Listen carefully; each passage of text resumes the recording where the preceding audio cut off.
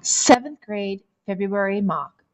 Today you will analyze a passage from The Georges and the Jewels and a passage from Black Beauty, the autobiography of a horse. As you read these passages, you will gather information and answer questions about how the author develops each narrator's point of view so that you can write an essay. Read the passage from the novel The Georges and the Jewels, then answer the questions by Jane Smiley. Sometimes when you fall off your horse, you just don't want to get right back on. Let's say he started bucking, and you did all the things you knew to do, like pull his head up from between his knees and make him go forward. Then use a pulley rein on the left to stop him. Most horses would settle at that point and come down to a walk. Then you can turn him again and trot off. It's always harder for the horse to buck at the trot than at the lope. But if right when you let up on the reins, your horse puts his head between his knees and again and took off bucking, kicking higher and higher until he finally dropped you and went tearing off to the other end of the ring, well, you might lie there, as I did, with the wind knocked out of you, and think about how nice it would be not to get back on. Because that horse is just dedicated to bucking you off. So I did lie there, looking up at the branches of the oak tree that grew beside the ring. And I did wait for Daddy to come trotting over with that horse by the bridle.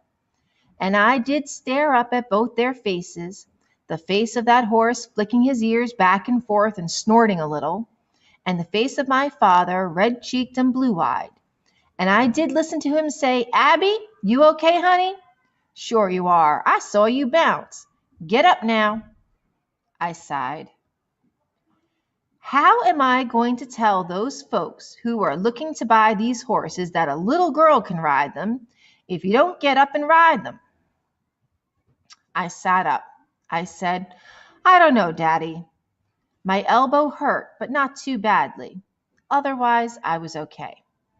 "Well then," I stood up and he brushed off the back of my jeans. Then he tossed me up on the horse again. Some horses buck you off.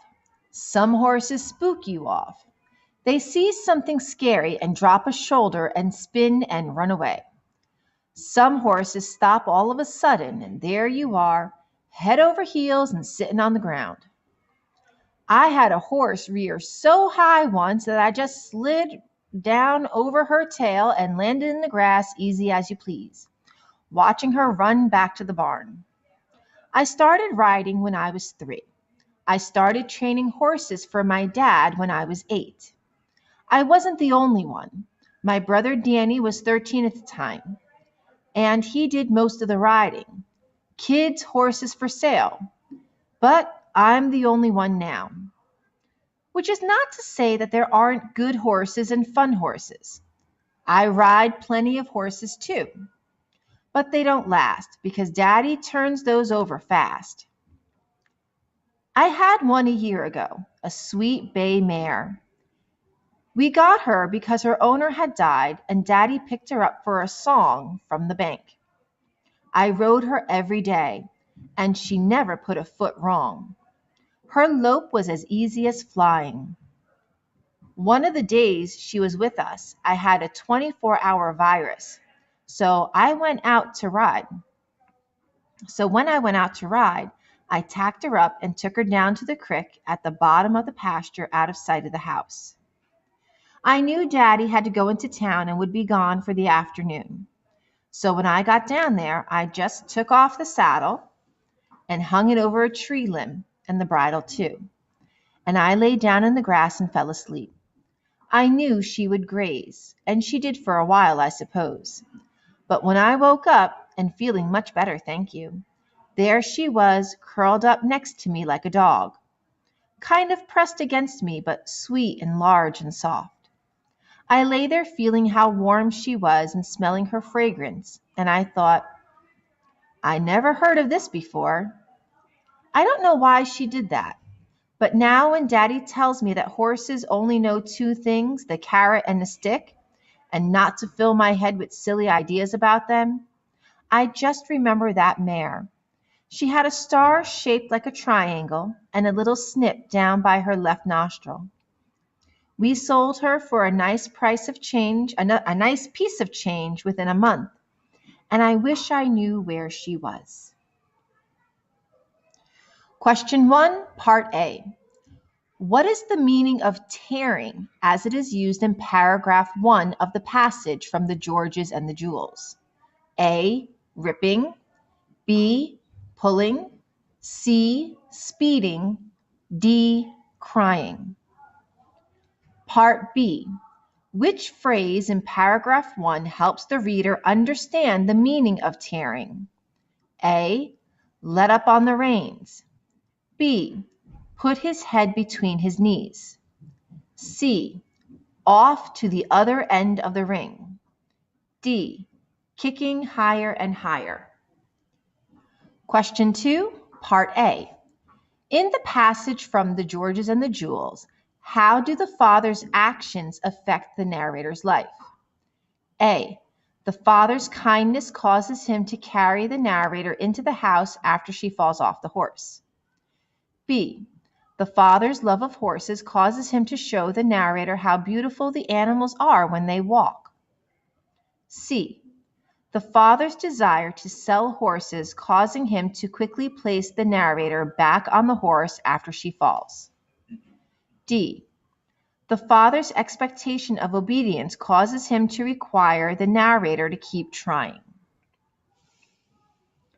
Part B. Choose evidence from the passage from the Georges and the Jewels that best supports the answer to Part A. A, I did wait for Daddy to come trotting over with that horse. B, and the face of my father, red-cheeked and blue-eyed. C, Abby, you okay, honey? D, he tossed me on the horse again. Question 3, Part A. In the passage from the Georges and the Jewels, how are the father's and narrator's point of view toward horses different? A, the father thinks horses are easy to tame, while the narrator believes horses are dangerous animals. B, the father believes horses only respond to punishment and reward, while the narrator thinks horses have feelings. C, the father thinks only boys should ride horses, while the narrator thinks girls should be able to ride them too. D, the father wants his daughter to ride horses more, but the narrator worries about getting hurt. Part B. Which two pieces of evidence best supports the answer to Part A? Choose two. A, sometimes when you fall off your horse, you just don't want to get right back on. B, my brother Danny was 13 at the time and he did most of the riding. C, which is not to say that there aren't good horses and fun horses. D, her lope was as easy as flying. E, there she was, curled up next to me like a dog, kind of pressed against me, but sweet and large and soft. F, Daddy tells me that horses only know two things, the carrot and the stick, and not to fill my head with silly ideas about them. Today, you will analyze a passage from the Georges and the Jewels and a passage from Black Beauty, the autobiography of a horse. As you read these passages, you will gather information and answer questions about how the author develops each narrator's point of view, so you can write an essay. Black Beauty, the autobiography of a horse by Anna Sewell. Everyone may not know what breaking is. Therefore, I will describe it. It means to teach a horse to wear a saddle and a bridle, and to carry on his back a man, woman, or child to go just the way they wished, and to go quietly.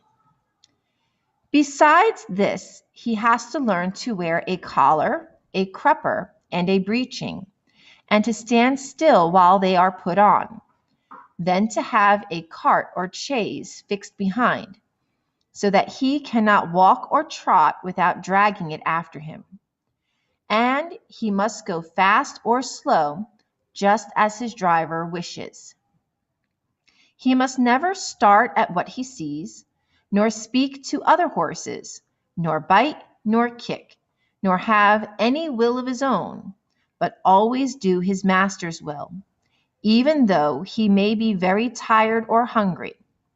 But worst of all, when his harness is once on, he may neither jump for joy nor lie down for weariness. So you see, this breaking is a great thing. I had, of course, been used to the halter and the headstall, and to be led about in the fields and lanes quietly. But now I was to have a bit and bridle. My master gave me some oats as usual, and after a good deal of coaxing, he got the bit into my mouth, and the bridle fixed. But it was a nasty thing. Those who have never had a bit in their mouths cannot think how bad it feels. A great piece of cold hard steel as thick as a man's finger, to be pushed into one's mouth, between one's teeth, and over one's tongue, with the ends coming out on either corner of your mouth, and held fast there by straps over your head, under your throat, and round your nose, and under your chin, so that no way in the world can you get rid of that nasty hard thing. It is very bad. Yes, very bad. At least I thought so. But I knew my mother always wore one when she went out, and as all horses did when they were grown up. And so, what with the nice oats, and with my master's pats, kind words, and gentle ways, I got to wear my bit and bridle. Next came the saddle, but this was not half so bad. My master put it on my back very gently, while old Daniel held my head.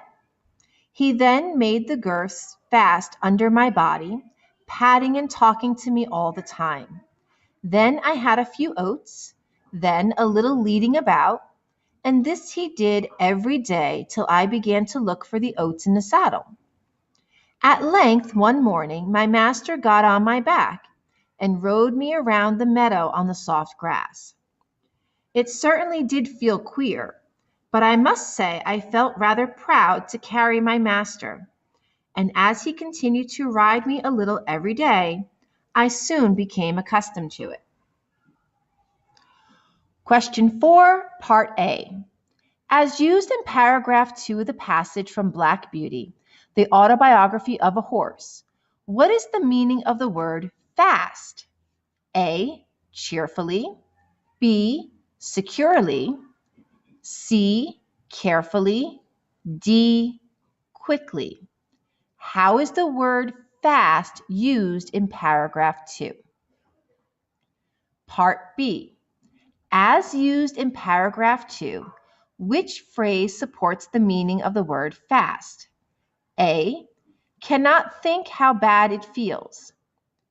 B, no way in the world can you get rid of the nasty hard thing. C, I knew my mother always wore one when she went out. D, and what with my master's pats, kind words, and gentle ways. Question 5, Part A. How does the horse feel about wearing riding gear in the passage from Black Beauty, the autobiography of a horse? A, the horse dislikes wearing the gear and will never get used to wearing it. B, the horse is displeased with wearing the gear but learns to accept it. C, the horse believes the saddle is the worst part of wearing the gear. D, the horse wishes to be like his mother and enjoy wearing the gear. Part B. Which two statements support the correct answer to Part A? Choose 2. A. Being broken in means to carry a man, woman, or child on his back. B. A bit is placed in the horse's mouth and is held by a strap over the head. C. The horse's mother always wore a bit when she went out. D. The horse complained about how uncomfortable the bit felt in his mouth. E. In the story, the master rides the horse around a meadow. F. The horse enjoys the attention he receives from wearing his saddle. Question 6.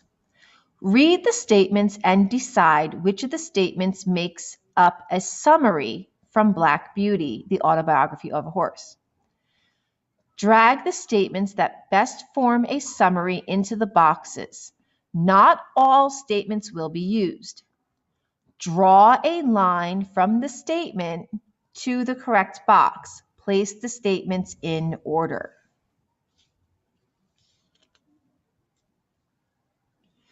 Question 7. You have read passages from the novels The Georges and the Jewels and Black Beauty, the autobiography of a horse. Both were written in the first-person point of view. Write an essay in which you compare the way the authors used first-person point of view to develop the characters. Be sure to cite specific examples from both passages.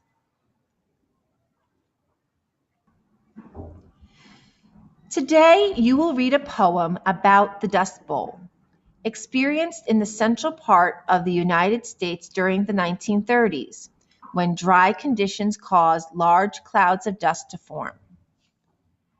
Read the fictional poem Fields of Flashing Light, then answer the questions, by Karen Hess. I heard the wind rise and stumble from my bed, down the stairs, out the front door, into the yard. The night sky kept flashing. Lightning danced down on its spindly legs. I sensed it before, knew it was coming. I heard it, smelled it, tasted it. Dust. While Ma and Daddy slept, the dust came, tearing up fields where the winter wheat, set for harvest in June, stood helpless. I watched the plants, surviving after so much drought and so much wind. I watched them fry, or flatten, or blow away, like bits of cast-off rags. It wasn't until the dust turned toward the house, like a fired locomotive, and I fled, barefoot and breathless, back inside. It wasn't until the dust hissed against the windows, until it ratcheted the roof, that Daddy woke. He ran into the storm, his overalls half hooked over his union suit. Daddy, I called, you can't stop dust. Ma told me to cover the beds. Push the scatter rugs against the door. Dampen the rags around the windows. Wiping dust out of everything. She made coffee and biscuits, waiting for Daddy to come in, sometime after 4, rubbing low on her back. Ma sank down into a chair at the kitchen table and covered her face. Daddy didn't come back for hours, not until the temperature dropped so low it brought snow. Ma and I sighed grateful, staring at the dirty flakes, but our relief didn't last. The wind snatched that snow right off the fields, leaving behind a sea of dust. Waves and waves and waves of dust, rippling across our yard. Daddy came in. He sat across from Ma and blew his nose. Mud streamed out. He coughed and spit out mud. If he had cried, his tears would have been mud too. But he didn't cry, and neither did Ma. Question 8, Part A. In Fields of Flashing Light, how does the author best demonstrate a difference between the speaker and the speaker's parents? A. By explaining how the characters feel about the wind. B. By describing how the characters respond to the wind. C. By describing how the characters prepare for the wind. D. By explaining how the characters work during the wind. Part B. Which pair of lines from the poem best supports the answer in Part A? A. I heard the wind rise and covered my face. B. I watched the plants. He ran into the storm. C. Cover the beds, but our relief didn't last. D. Dampen the rags around the windows, waiting for Daddy to come in. Question 9, Part A. Which statement best describes how the structure of Fields of Flashing Light allows the reader to imagine what is happening in the poem? A. Short lines help the reader to focus on important images. B. Long lines help the reader to understand the time period of the storm.